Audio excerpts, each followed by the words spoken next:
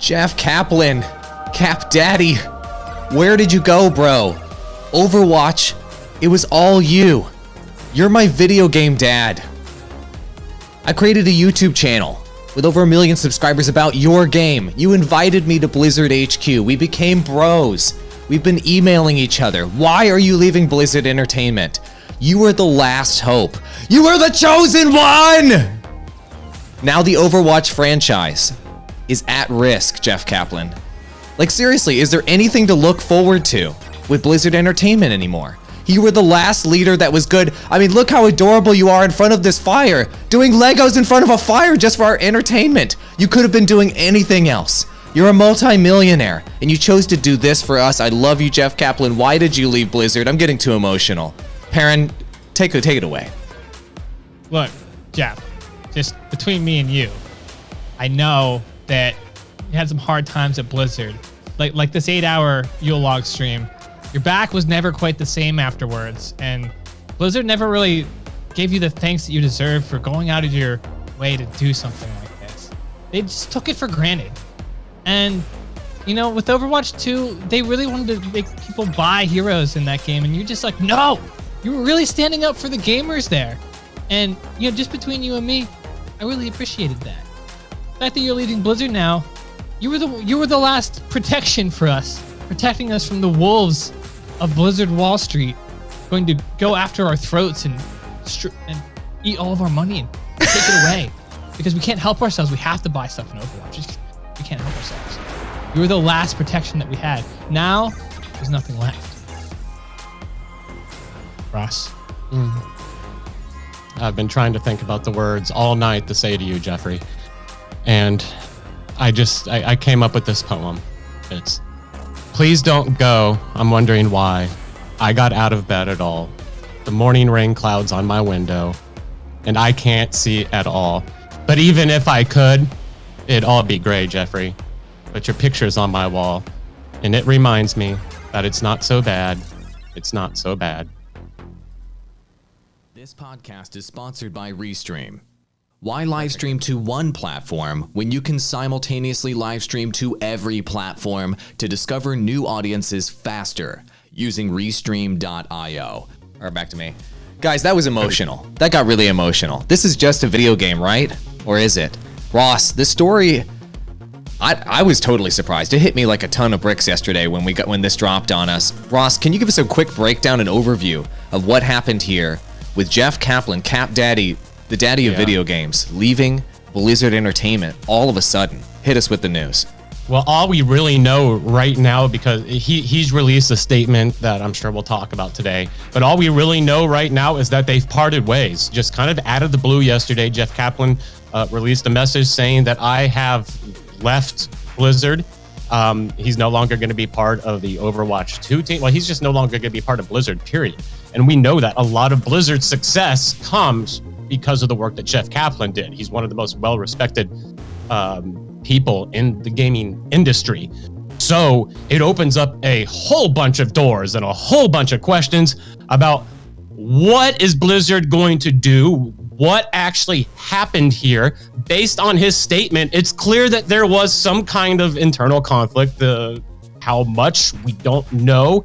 But that's kind of where it stands right now. It certainly feels, and this could just be because this just happened yesterday and we're all being way too emotional over it, but it certainly feels like the future of Blizzard is not as bright looking as maybe it was a week ago. And I'm not even sure how much that is saying. That makes sense. I mean, the weird thing about all of this, and I think the thing that really caught us all off guard, is that Overwatch 2 is coming out soon. And so maybe. I mean, they didn't say that it was delayed or whatever, but and they seem confident in the announcement that it's still coming out. But that's my main concern, is that the sequel to the franchise that he created and that he made a massive ultra mega success is going to drop soon, supposedly, and then he leaves right before it drops. For me, that's really problematic. Like, if things are healthy with a business relationship between someone and the company they're working for, they don't just leave right before a major launch. They'll launch whatever the product is, they'll launch whatever it may be, and then they'll leave afterwards with some sort of successor, some sort of heir in place to take over the ship, and then they leave kind of amicably at that point. So the timing of this, to me, indicates that there was some sort of conflict of interest between Jeff Kaplan and Blizzard Entertainment. I don't know that from him telling me that, of course. It seems pretty obvious to me. And this comes in wake of many, many leaders at Blizzard Entertainment leaving the company, including beloved president of Blizzard Entertainment, Mike Morhaime, right, Perrin, who created his own development company and is developing games on his own. Yeah, this is, they called it Dreamhaven. This was announced back in September of 2020. Mike Morhaime, he teaming up with industry veterans, and some of these were other Blizzard devs. You know, they went on out of Blizzard and met up here. You know, at this point, I think Kaplan was the last maybe surviving major member of the Blizzard original crew. The old executive team. Talented. Yeah. Yeah, the executive team. So he is the last one. He was the last kind of holdout. And without him there, you know, in the other spots, it was very clear that whenever the leadership left, especially when Mike Morhaime left, but in addition with some of the others who left as well, that their shoes were not filled in the same way that they commanded them. The leadership was just not the same once they were gone. And so they weren't being replaced by basically effective leaders. They weren't doing as good of a job. And so with Kaplan being like the last good one there, you say, at least we've got this one branch of Blizzard that's working on Overwatch that has very good leadership that we know we can believe in. And with gamers, this is a big deal because there's not many companies where we have this anymore, where we have this kind of faith that we know we can trust, you know, Kaplan and what his team is doing. We know we can trust what a game development company is. It's very rare that you can do that. You know, CD Projekt Red is a great example. This year, you know, we had that trust and that was broken, right? So maybe Kaplan knows something we don't know, you know, and this is speculation, but maybe Overwatch 2 has some issues down the road of Cyberpunk, and Kaplan is getting out before that fallout hits. Or that's probably not the case, but that's just some speculation. That is a situation, a reason he could leave. I feel like Kaplan has enough grace that he would stick it through and make it good and then leave. This kind of more reeks of like a decision was forced down the Overwatch 2 team's throat that he could not change. He disagreed with fundamentally, and so he left. That is also, let me be clear, speculation on my part, but the action, his letter too as well, is very, very short and to the point. And this last statement, and I know everyone's going to read into this a little bit, but I'm not like, never accept the world as it appears to be, always dare to see it for what it could be. I hope you do the same. It's a very short farewell thing. For having been at Blizzard for 19 years, it's very, very short. Yeah, and as far as PR is concerned, the thing that flagged me with this PR statement, and I know this might be weird, and like people may think that I'm like reading into it too much. Well, with PR statements, when somebody's leaving amicably and everything's all gravy and it was their choice, they have their statement at the top, leading things off. Yeah. And it's usually a very long, very gracious statement from the person who's leaving to kick things off. They would maybe go on video and talk about it. There would be this whole rollout that they've pre-planned and the PR team has gone through. But instead, this statement comes from the new guy first and then Jeff Kaplan second. Now you might be saying, what? You're reading into that too much. I'm actually not. This is standard PR stuff. Okay? When it's the other way around, they basically, you know, Jeff said, look, I'll say a few words at the end of this, but my impression of this is I'll say a few words at the end of this, of course, but I just want to get the fuck out of here. That's my impression of how, of how this statement reads. And you could say I'm reading too much into it, but I don't think I am, because I've read hundreds and hundreds of press releases and I know how these go down with people leaving companies, executives leaving companies. Ross, it seems like you have the same impression of how this is kind of playing out here.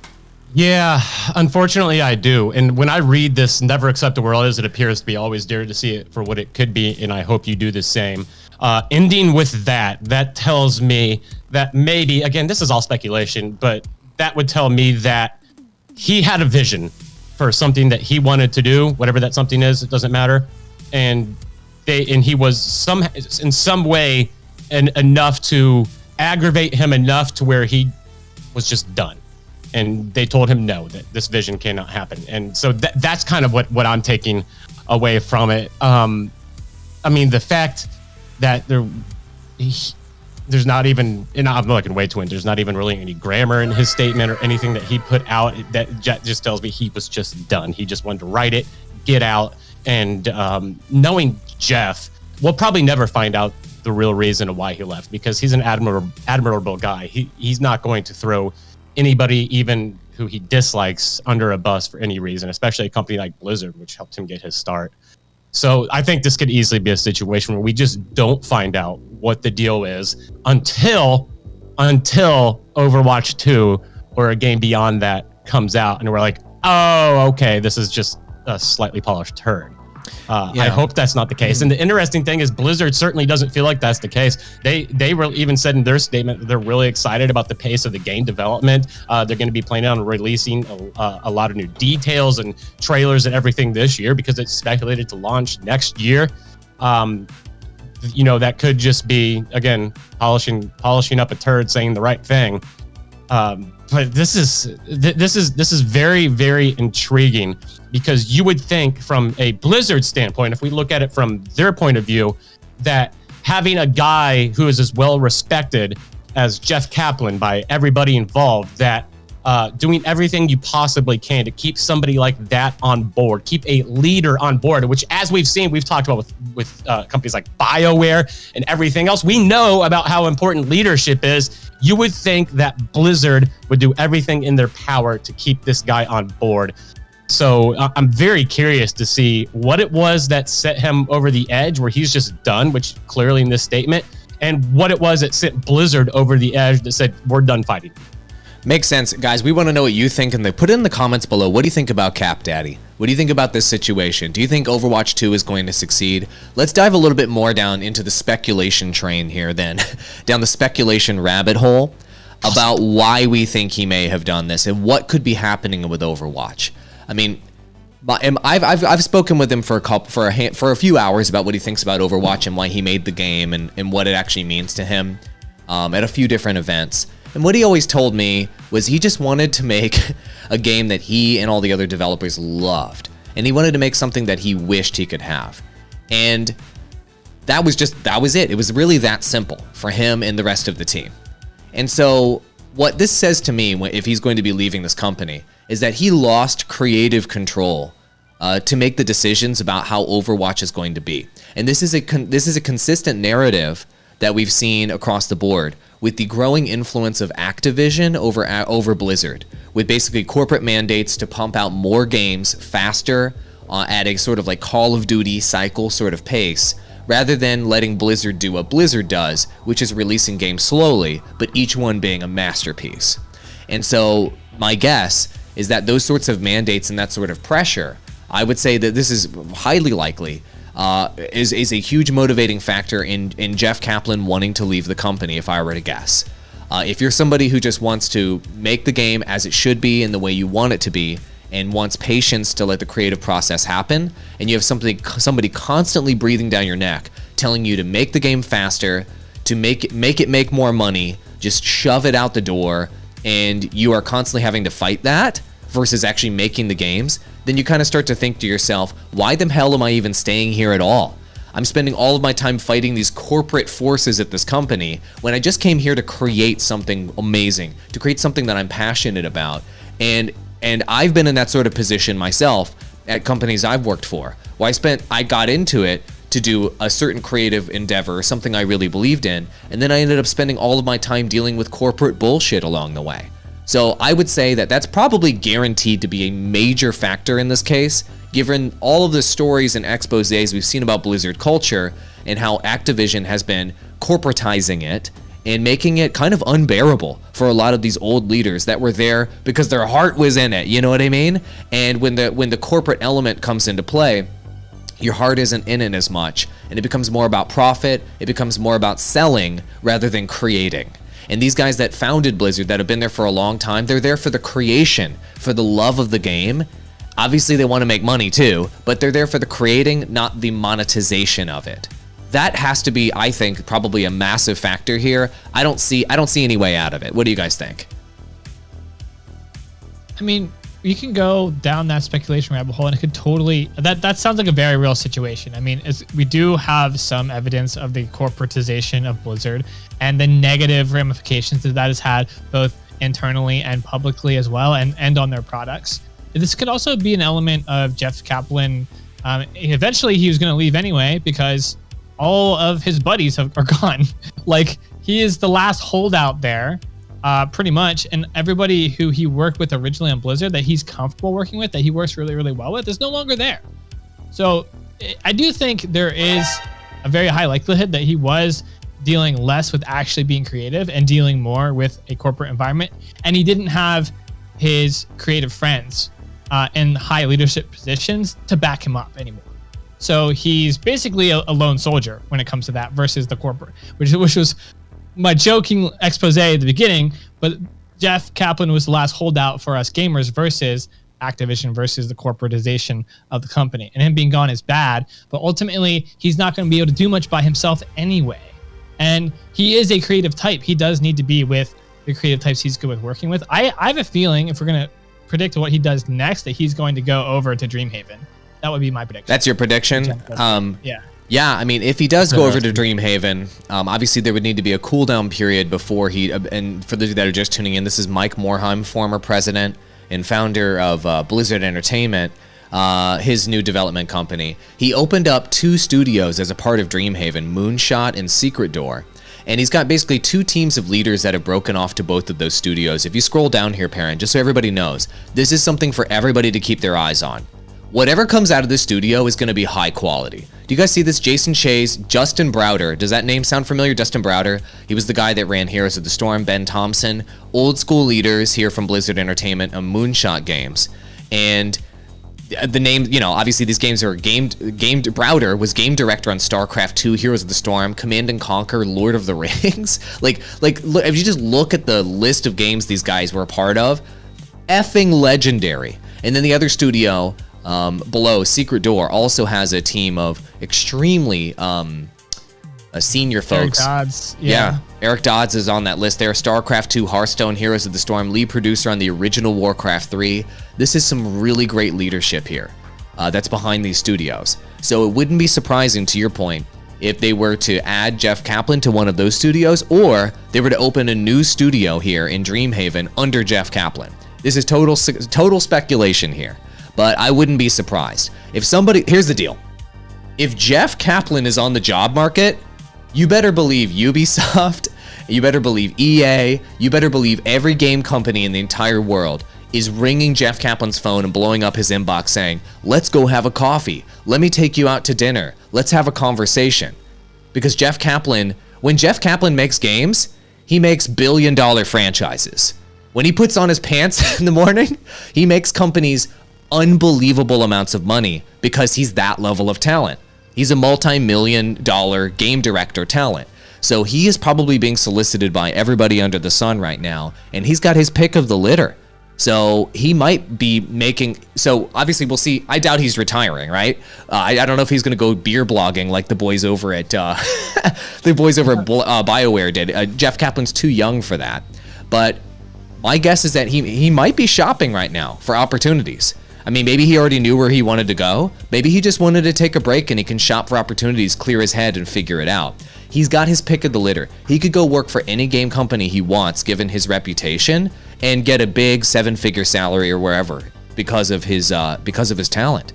And also the talent he can attract by going to another studio would be insane, right? You hear Jeff Kaplan went over to Ubisoft, or you hear Jeff Kaplan went to CD Projekt Red or whatever, and you better believe legions of talented developers would quit their job to go follow Cap Daddy on whatever mission he's doing, right? That's the kind of influence he has in the industry.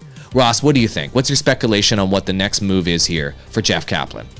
I don't know. I don't think we're going to find out until, like you said, there has to be a breathing period here. I don't think we're going to find out likely until, at the very least, Overwatch 2 comes out.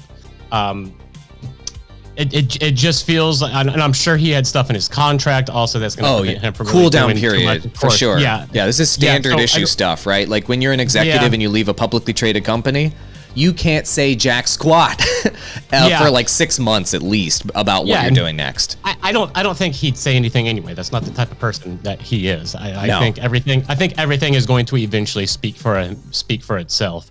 But I kind of like where Perrin was going on this. I would love to see him go over there and rejoin that team again and see what they can do. I mean, he's going to have his pick. Every gaming company known to man is going to be, reaching out, gauging his interest, trying to figure out what he's going to be doing.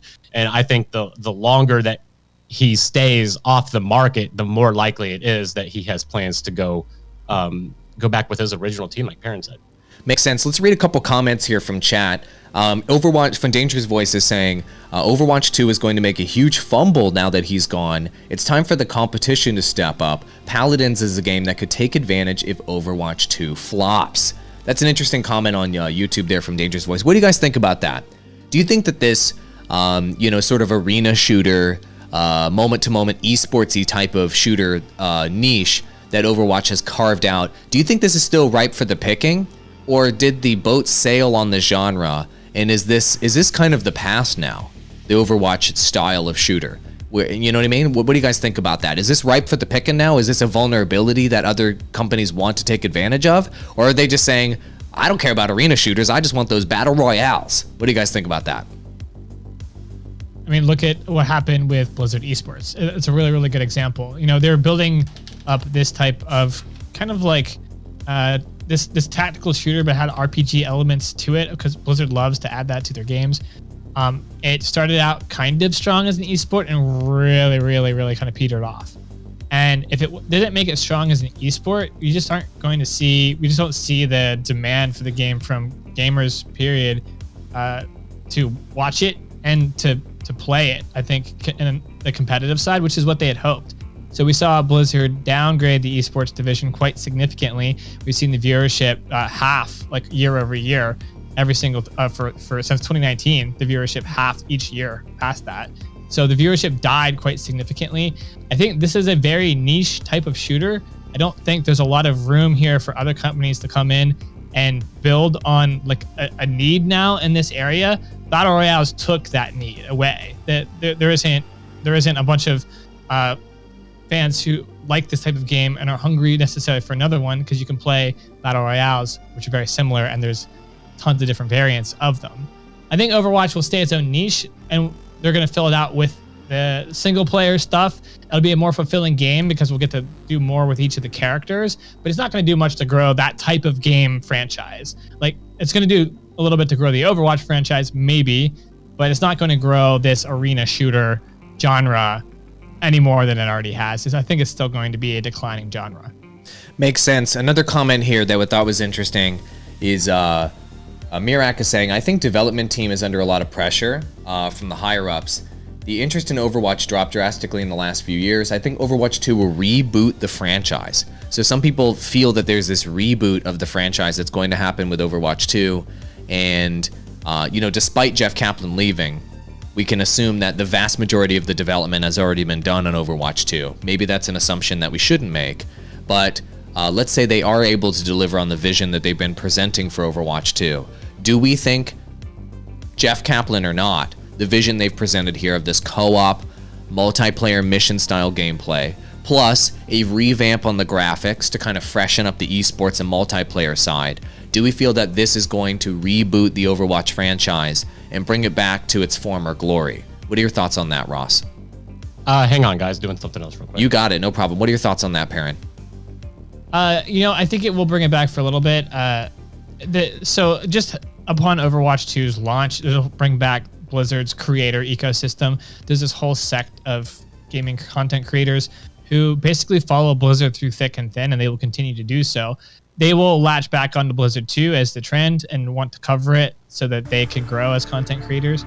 And that will revive interest or help revive interest in Overwatch 2 for a while. Just Overwatch 2 being out and ready and available will bring back that ecosystem. And it will last for about 3 to 6 months in terms of a heightened trend, but it will continue to then go back and decline. I don't see anything here that's going to make this more mainstream and access a new audience of gamers and bring them in. this is more to appeal and appease to the current Overwatch fans. There isn't anything here that's like specifically targeting a different gamer type that hasn't played Overwatch yet and is bringing them in. I don't see that here. So it's not going to grow it, but it will bring back interest in it for a short period of time, 1 year or less. So I'm gonna go down the wild speculation tree here. Are you guys ready? So I think increased pressure from corporate or whatever, that could be the reason Jeff left. But I'm going to guess that it took more than that for Jeff Kaplan to leave. I'm gonna guess that the mandates that have come in from Overwatch are more insidious than we know right now. And I'm going to anticipate that there were mandates for things like live service for Overwatch, things like subscription and battle pass for Overwatch, and details about Overwatch mobile games that we don't know yet that are going to be bad. So I've been speculating for a while that Overwatch Mobile is going to be a hero-based kind of like Star Wars Galaxy of Heroes style game, where you have all the heroes, they all show up, and then you 5-star them, kind of like Raid Shadow Legends and what have you. And I think they're going to use the Overwatch franchise on mobile for that sort of gotcha mechanics, hero style game. I think that the game lends itself to that on mobile. And when seeing those sorts of mandates, this is speculation, but seeing these sorts of mandates, Blizzard has said publicly they're developing multiple mobile games for each franchise. And I would guess that Jeff Kaplan, when he sees these mobile games and just the cash grab garbage that the Overwatch mobile game would become, he probably doesn't want his name associated with that. And I'm going to speculate that, and I don't think this is wild speculation, I'm going to speculate that that's also why Mike Morhaime left as well. I mean, he said publicly he wanted freedom to develop and everything, but he left right before all the bad stuff happened. Like, he saw all the bad stuff about to happen in Blizzard, he left, and then over the subsequent 2 and 3 year period, all the things he saw coming up in the pipeline started to drop in Blizzard. I think Jeff sees the bad things coming to the Overwatch franchise, and he's leaving now, and we're going to start to see those bad things rolling out in the next 2 to 3 years. And what are the things that are going to roll out in the next 2 to 3 years? The mobile games. So I don't think that it is wild speculation. I think it's probably likely that the Overwatch mobile games in particular are something that Jeff maybe didn't have control over. If I were to guess, this is just speculation, didn't have control over, and are looking particularly insidious, and yeah, something that he doesn't want his name associated with. That's just my guess. What do you guys think about that? Do you think that's wild speculation, or do you think that's likely? And it fits with their track record in the past 2 or 3 years. You know, that Blizzard has been, they made the move where they laid off a bunch of employees, and then afterwards, you know, the CEO got a raise, got a bonus at that point too. You know, a lot of these things lining up, happening that look more corporatized and more insidious. They are red flags because they're actually bad. But that's what's going to happen. I mean, they are more corporatized, they are owned by Activision, and they are having to follow directions from up top coming down, and they are going to be more business oriented, and that we've seen that grow over time, and it's only going to grow more. So what you're saying makes sense. It fits in line with that, and I think that has now gotten far enough away from Blizzard's original kind of mantra of making great, high quality, epic games that are fun to play, and they're so far away from that now that Jeff potentially can't be a part of that. Personally, he doesn't believe in that anymore. That's not why he made games. It wasn't necessarily to make tons and tons of money. It was to make a great, fun to play game. As he told you, you know, with Overwatch, he wanted to make a game that he really liked, that was fun to play, and he probably feels he can't do that, and that's not what's happening at that company anymore. And if we look at it realistically, that isn't what's happening realistically across the board. At least in my opinion, from what you see as business decisions from up top, from Bobby Kotick, from everybody else up top, like, they are not making decisions for the best interest of the gamers anymore, making best interest for the investors and for their pockets. And that's sad, but that's the case now. Makes sense. An interesting comment here from chat. Let me pull this up here. Mirak is saying, I see Overwatch 2 as a opportunity for Blizzard to change their philosophy about how they handle their business model for the game. And you're a fan of the current model, but it's really outdated. I agree. The current model of just taking forever to make a game, and then releasing it is outdated. I'm predicting that Overwatch 2 PvP will probably go free to play with a seasonal battle pass. And I can also imagine that they will sell DLCs for future PvE story campaigns, and they will upgrade everything. That seems extremely likely to me as well. With PvP, because currently PvP is locked behind having to buy a full copy of Overwatch, basically it's like cheap now, but you have to actually buy the game to get the PvP or whatever.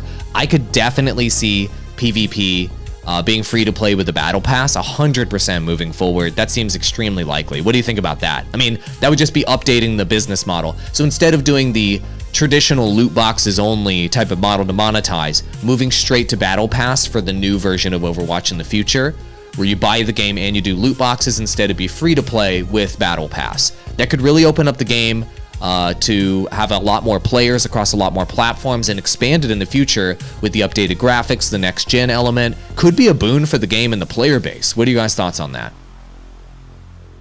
A battle pass does seem likely.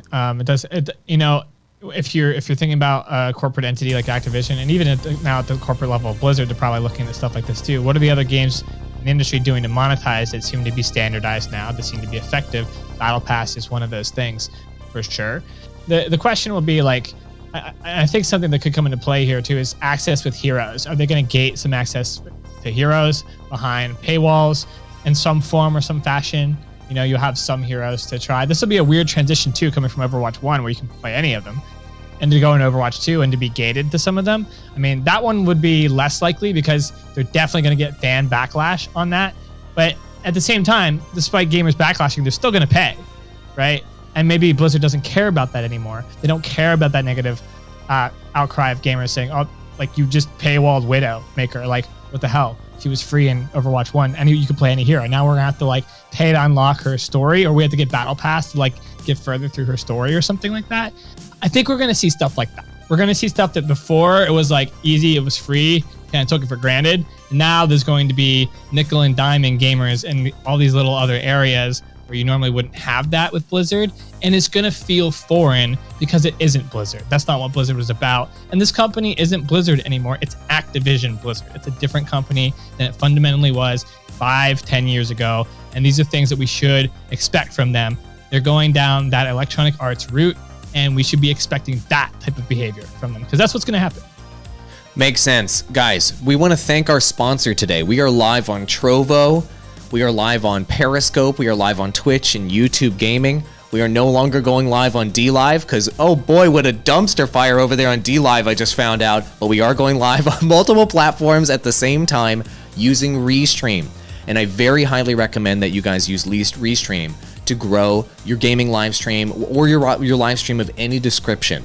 We've been using it for years. I recommend it to all of my clients, no matter what the application. Why go live on one platform where you can go live on all of them at the same time to figure out which games and which type of content is going to grow you faster? Seriously, I use it 6 times per week at this point with all of our podcasts. We want to thank Restream for sponsoring us. And when you click our affiliate link below, we get credit. If you install and start using Restream, and if you pay money to use Restream, we get a small percentage of the subscription that you paid that helps support this show. Also, I wanted to bring up, and if you could pull this up on the screen for us, Perrin, we're doing a giveaway. And if you guys have not already entered this giveaway, we have an $1,100 giveaway package that we're doing right now. All of you guys can pick this up for free entry methods here. It includes a Restream license, a TubeBuddy license to help grow your YouTube channel. Thank you, TubeBuddy, for providing that.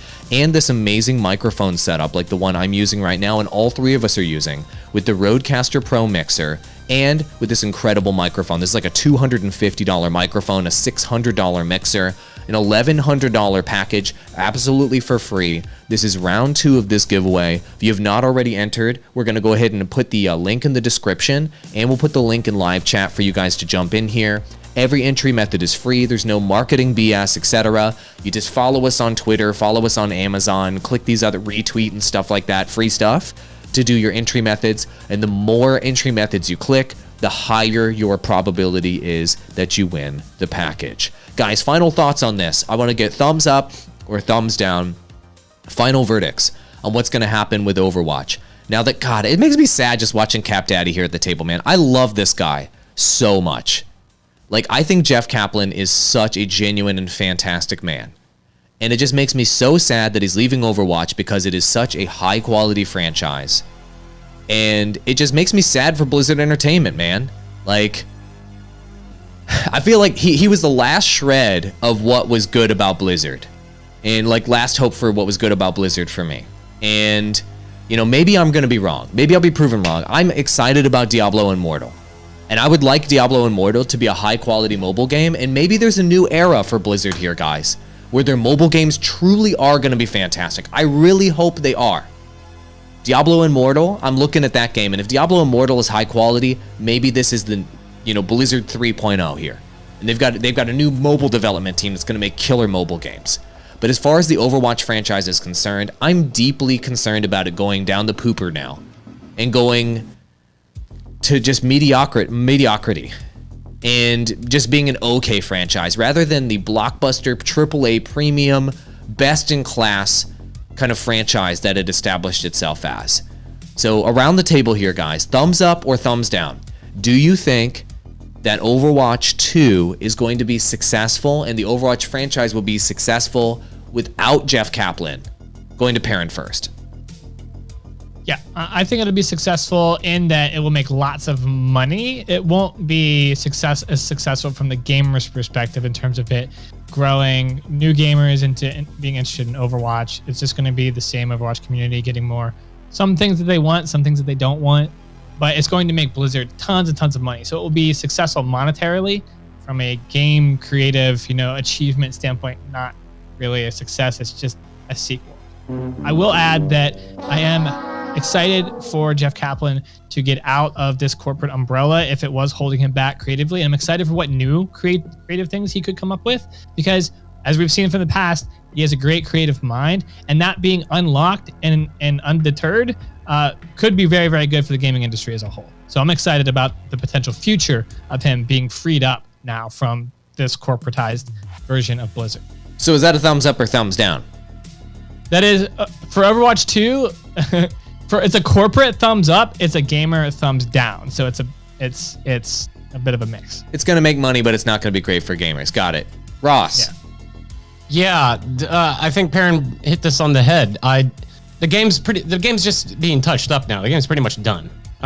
You know, final touches. Kaplan's mark is already on this game. Overwatch 2 is going to be, it's going to be successful financially, and it's probably going to be a good game. I think the biggest, thumbs up there, but the biggest question comes after this, after all the games that Jeff Kaplan has put his mark on, and he's no longer there when they go into development a next installment in the franchise. What happens then? And that's where, unless they have some rising rock star within Blizzard that can match Kaplan's leadership, then that's where it gets really hairy for me, is the future. But Overwatch 2 is probably going to be just fine. I am going to predict, and maybe I'm wrong, there's going to be a shakeup in the monetization model of Overwatch 2. It might be at launch. It might be slightly after launch. But they're going to shake up the monetization, maybe slightly after launch, so that the reviews for Overwatch 2 come in and they're positive. And then right after launch, maybe 3 months later, they're going to shake up the monetization model. And they're going to launch like a battle pass or something infuriating where you can pay for power. I think that's going to happen. There's something coming up with the monetization of Overwatch that's very bad. That's why Jeff left. That's my speculation. So my prospects for Overwatch 2, I think the launch is going to be successful. It'll have great reviews. People will love it. And then something jacked up is going to happen after that in the Overwatch franchise. And it's going to crap all over the Overwatch franchise and its reputation. That's my prediction. So it's going to be thumbs up, and then you're going to be really disappointed after that. What do you guys think? Let us know in the comments below. Very sad story, but you know what? Cap Daddy, he's going to go make another game, and we're going to buy it. We're just going to eat it up. Cap Daddy, we love you. Just go make another game. We'll wait 5 years. You make something else amazing. We'll buy that game, and it'll be fantastic. Good luck with those Legos. Good luck putting together everything. Good luck next Christmas putting together that set again. We love you, Cap Daddy. Thank you so much for watching, everybody. And we'll see you in the next